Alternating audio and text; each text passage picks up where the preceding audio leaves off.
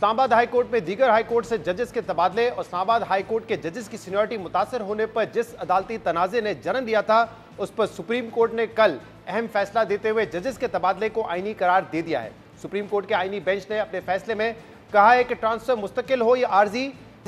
ये नई तकर्रुरी तस्वुर नहीं किया जाएगा। इसके अलावा आईनी बेंच ने इन तबादलों के बाद सीनियरिटी का मामला सदर पाकिस्तान को वापस भेज दिया है। अहम बात यह कि सुप्रीम कोर्ट के आईनी बेंच ने यह फैसला 3-2 की अक्सरियत से किया है, जबकि 2 जजेस ने अक्सरियती फैसले से इख्तलाफ करते हुए इख्तलाफी नोट जारी किया है। आईनी बेंच के सरबराह जस्टिस मोहम्मद अली मजहर के अलावा जस्टिस शाहिद बिलाल और जस्टिस सलाहुद्दीन पनवर ने अक्सरियती फैसले में कहा है कि सदर पाकिस्तान का जजेस को ट्रांसफर करके इस्लामाबाद हाई कोर्ट में लाने का इकदाम आइन के मुताबिक है। अक्सरियती फैसले के मुताबिक आइन का आर्टिकल जो सदर मुमलिकत को जजेस के तबादले का इख्तियार देता है, वो आइन के आर्टिकल 175A से बिल्कुल अलग है, जिसमें सुप्रीम कोर्ट, हाई कोर्ट्स और फेडरल शरीयत कोर्ट्स में जजेस के तकर्रुर की बात की गई है। आइन का आर्टिकल 200 सदर पाकिस्तान को किसी भी हाई कोर्ट में जज की तबादले का इख्तियार देता है। ये कहना दुरुस्त नहीं कि इस्लामाबाद हाई कोर्ट में खाली असामी सिर्फ नई तैनाती से ही पूरी की जा सकती है। अक्सरियती फैसले के मुताबिक जजों के तबादले के नोटिफिकेशन में यह वजाहत नहीं की गई कि यह ट्रांसफर आर्जी था या मुस्तकिल, और इन तबादलों के बाद सीनियरिटी क्या होगी। लिहाजा सदर पाकिस्तान ये सारे मामला दोबारा नोटिफिकेशन में वाजे करें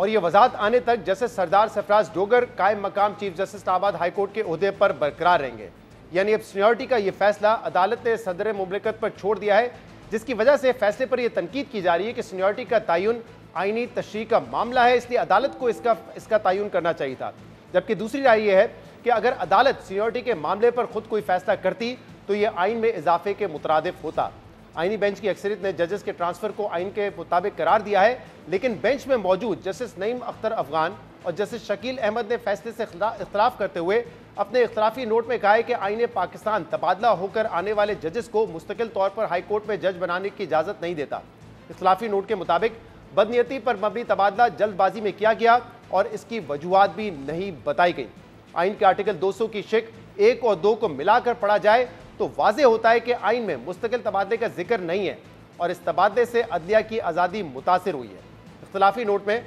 अदालती मामलात में खुफिया एजेंसियों की मुदाखलत का जिक्र करते हुए कहा गया है कि आइन के तहत खुफिया एजेंसियों के पास जजेस के तकर्रुर या तबादले का कोई इख्तियार नहीं है। इख्तलाफी नोट में अदलिया में मुदाखलत से मुतल्लिक आखिर में अशार भी लिखे गए हैं। अहम बात यह कि रवा साल फरवरी में सदर मुमलिकत आसिफ अली जरदारी ने लाहौर हाई कोर्ट से justice Sarfaraz Dogar, Sindh high court से जस्टिस खादिम हुसैन सुमरो और बलुचिस्तान हाई कोर्ट से जस्टिस आसिफ हुसैन को इस्लामाबाद हाई कोर्ट में ट्रांसफर किया था, जिसके बाद लाहौर से ट्रांसफर होकर आने वाले जस्टिस सरफराज डोगर को इस्लामाबाद हाई कोर्ट में उस वक्त के चीफ जस्टिस आमिर फारूक के बाद सीनियर प्यून जज मुकर्रर कर दिया गया था। अहम बात यह है कि लाहौर हाई कोर्ट में जस्टिस सरफराज डोगर सीनियरिटी में 15वें नंबर पर मौजूद थे, लेकिन तबादले की वजह से वो इस्लामाबाद हाई कोर्ट में सीनियर प्यून जज मुकर्रर हो गए, जिससे इस्लामाबाद हाई कोर्ट के जज जस्टिस मोहसिन अख्तर कियानी की सीनियरिटी मुतासिर हुई थी और इसीलिए इस फैसले पर यह तनकीद हो रही थी कि यह फैसला अदलिया में सीनियरिटी को मैनिपुलेट करने के लिए किया जा रहा है। इस्लामाबाद हाई कोर्ट के 5 जजेस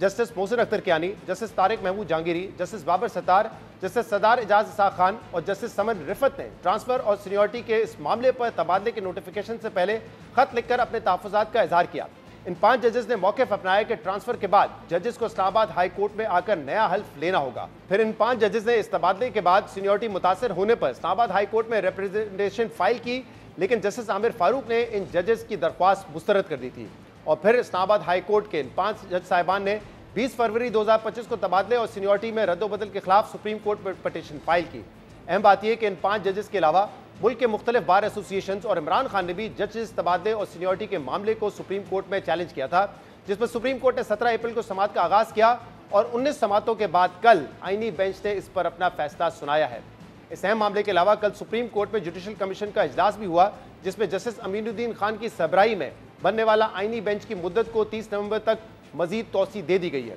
जुडिशल कमीशन के इजलास में आईनी बेंच की मुद्दत में 6 माह की तोसी का फैसला अक्सरियती वोट से हुआ है। अहम बात यह कि 26वीं तरमीम के बाद सुप्रीम कोर्ट में आईनी और सियासी नौयत के मुकदमात के लिए आईनी बेंच तश्कील दिया गया था, जिसके अरकान की तादाद में इजाफे के अलावा 2 बार इसकी मुद्दत में तोसी भी की जा चुकी है। दिलचस्प बात यह है कि 26वीं तरमीम में आईनी बेंच की तश्कील की हिमायत करने वाली सियासी जमातों की दलील ये थी कि अलग से आईनी बेंचेस की तश्कील से मुकदमात का अल्तवा खत्म होगा और जल्द फैसलों से स्पीडी जस्टिस की फराहमी यकीनी होगी। लेकिन नवंबर 2024 में अपनी तश्कील से अब तक आईनी बेंचेस ने तकरीबन 8 माह में सिर्फ 2 ही मुकदमात का फैसला किया है और इन दोनों मुकदमात में हुकूमत को रिलीफ मिला है। कल आईनी बेंच ने जजेस के तबादले को आईनी करार दिया, जबकि इससे पहले जस्टिस अमीरुद्दीन खान की सरबराही में आईनी बेंच ने नजरसानी केस की समाअत के बाद सिविलियंस के मिलिट्री ट्रायल को आईनी करार दिया था।